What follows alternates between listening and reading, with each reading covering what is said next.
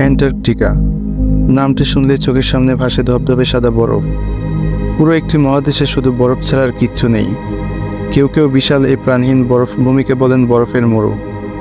অবশ্য একেবারে প্রাণহীন নয়।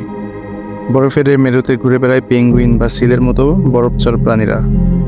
অথচ একসময় এই বরফমরু প্রাণহীন শুভ্রতায় মোড়া ছিল না, ছিল আমাজনের মতো রেইন ফরেস্ট, সবুজ গাছপালা ও প্রাণচঞ্চলে ভরপুর। কিন্তু তারপর কি হলো? সবুজ কিভাবে ছেয়ে গেল সাদা বরফের চাদরে? রহস্যময় এই অ্যান্টার্কটিকা মহাদেশ সম্পর্কে আপনাদের কিছু পরীক্ষিত তথ্য জানাতে এই ভিডিওটি তৈরি করা হয়েছে। প্রিয় দর্শক, চলুন তবে আর কথা না বাড়িয়ে অদ্ভুত 101 চ্যানেলের এই পর্বে অ্যান্টার্কটিকা সম্পর্কে সেই তথ্যগুলি জেনে আসি।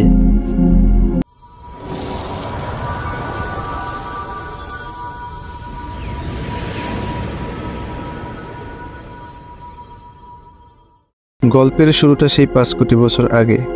তখন অ্যান্টার্কটিকা সবুজ বটে, তবে গল্পটা শুধু অ্যান্টার্কটিকাতেই সীমাবদ্ধ নয়।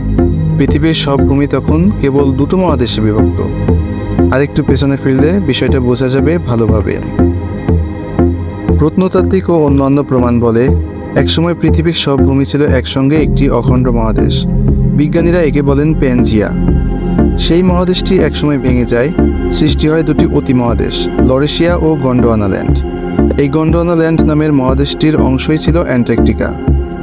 5.5 কোটি বছর আগের সেই সময়ে জলবায়ু পরিবর্তনের ভয়ঙ্কর ফল টের পায় পৃথিবী। পুরো বিশ্বের তাপমাত্রা বেড়ে যায় প্রচণ্ডভাবে। সেই সময়ে গড় তাপমাত্রাকে বলা হয় ইতিহাসে সর্বোচ্চ। এই সময়টাকে বিজ্ঞানীরা বলেন প্যালিওসিন ইওসিন থার্মাল ম্যাক্সিমাম। তখনও অ্যান্টার্কটিকা, অস্ট্রেলিয়া এবং দক্ষিণ আমেরিকা রয়েছে একসঙ্গে।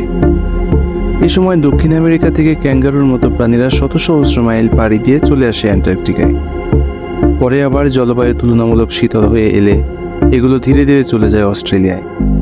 এরপর শুরু হয় অ্যান্টার্কটিকার ভাঙন। ভেঙে অস্ট্রেলিয়ার পাশ থেকে সরে তো আসেই, একসময় চারিদিকে সমুদ্র বেষ্টিত হয়ে বিচ্ছিন্ন হয়ে যায় আর সব স্থলভাগ থেকে। অ্যান্টার্কটিকাকে চারপাশ থেকে ঘিরে রেখেছে মহাসমুদ্র।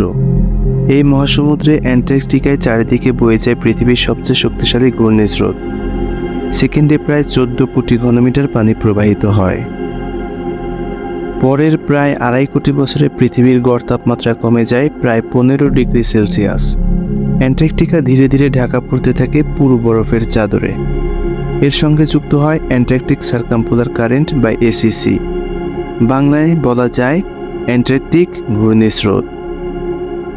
এই ভয়ঙ্কর তীব্র ঘূর্ণিস্রোত উষ্ণ পানিকে বয়ে নিয়ে যায় উত্তর দিকে, পাশাপাশি সমুদ্রের গভীর গহীন থেকে তুলে আনে লবণাক্ত শীতল পানি।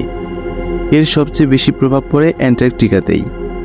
একদিকে পৃথিবীর তাপমাত্রা কমে যাওয়া, আর একদিকে এই স্রোতের প্রভাব, দুয়ে মিলে অ্যান্টার্কটিকা পরিণত হতে থাকে বরফ মেরুতে।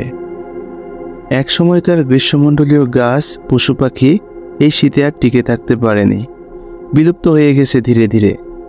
শুধু টিকে যায় শীত সহ্য করতে পারে এমন উদ্ভিদ ও প্রাণীরা। এভাবে ধীরে ধীরে প্রাণহীন এক মহাদেশে পরিণত হয় অ্যান্টার্কটিকা। শেষ প্রায় 25 লাখ বছর আগে এ বরফ মেরু পুরোপুরি হারিয়ে ফেলে জীবন ধারণের ক্ষমতা।